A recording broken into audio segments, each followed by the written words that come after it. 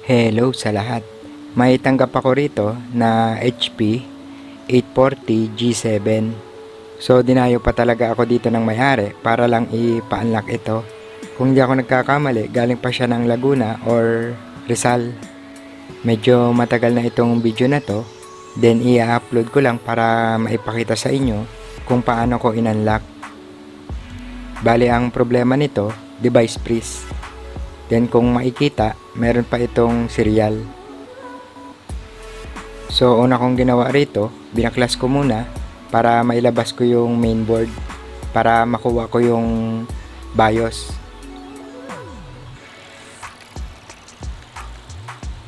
Sa mga nagtatanong o nanghihingi ng files, hindi po ako namimigay ng files o nagbebenta ng files. Masyado pong komplikado. Hindi po porket na parehas edited na bin file para sa parehas na model o ng unit ay gagana na. Madalas kailangan pa rin kopyahin yung original bin file at ipa-edit. Napaka basic lang naman yan. Ang isang sistema ay hindi gagana ng walang program at ang program hindi gagana ng walang command. So kung nakakaintindi kayo ng command at kaya nyong i-disable yung serial, yun na yun.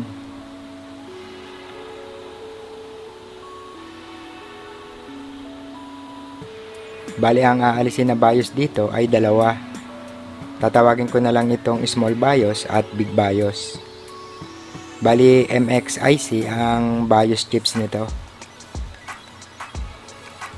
Sa pagtanggal ng BIOS chips, pwedeng hot air, pwedeng soldering. So bahala na kayo kung ano yung gusto nyong gamitin. Basta siguraduhin nyo muna na malambot na yung tingga bago nyo alisin yung chips para hindi maputulan ng pins.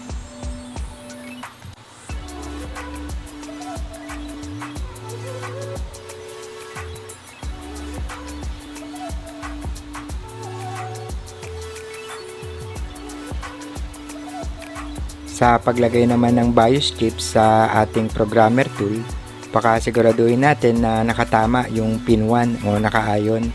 Iwasan natin na maibaligtad ng pagkabit dahil posibleng masunog yung chips o yung BIOS chips.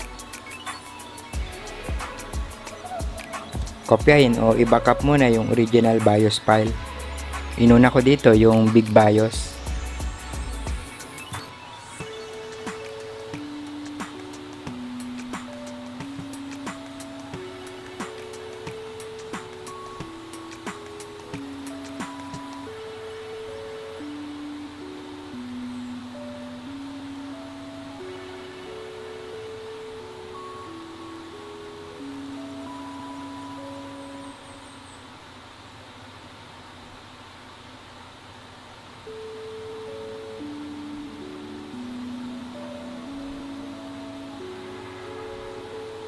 Then sunod ko naman isinave yung small BIOS.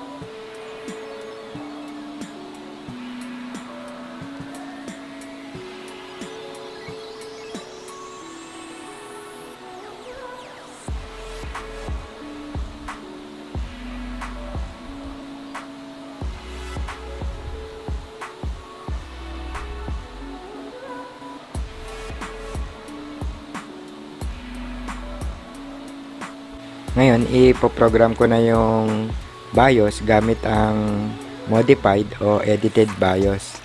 Bale, uunahin ko muna itong big BIOS.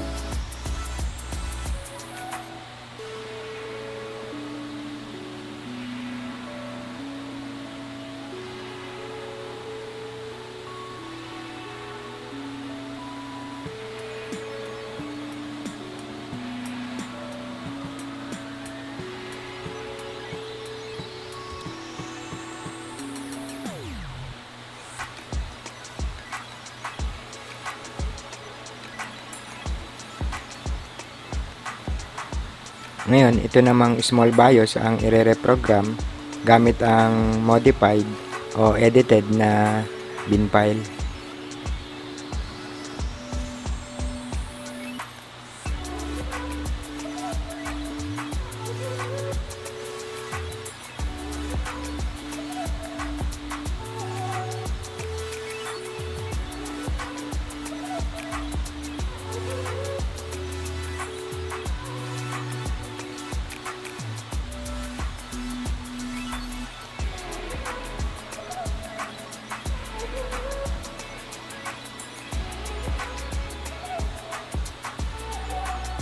After ma-reprogram, ibabalik na ito sa mainboard para ma-test.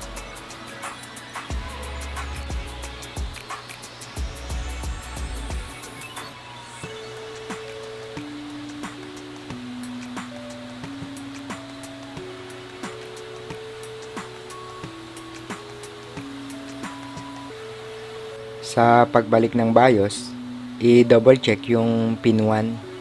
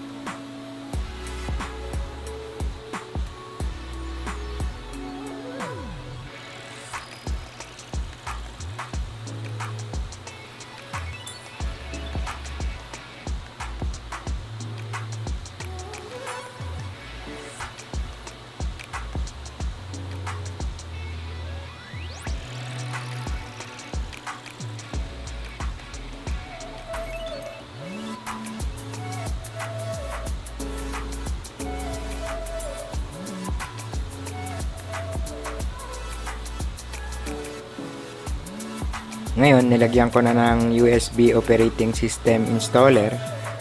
Then, i-test ko na kung magpa-power. Then, kapag nag-power, diretso reinstall na yung operating system. Bago installan ng bagong operating system or bago i-reinstall yung operating system, kailangan i-delete muna yung partition ng storage. Then, i-repartition, saka installan ng operating system.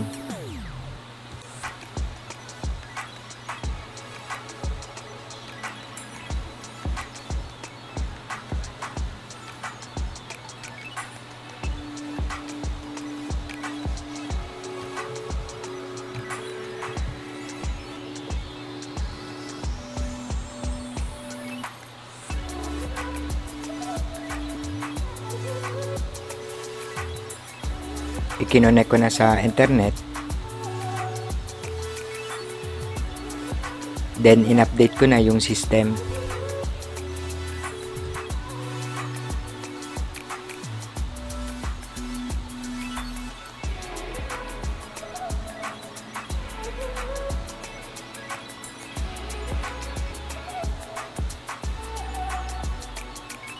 Then, in-update ko na rin yung BIOS sa latest version.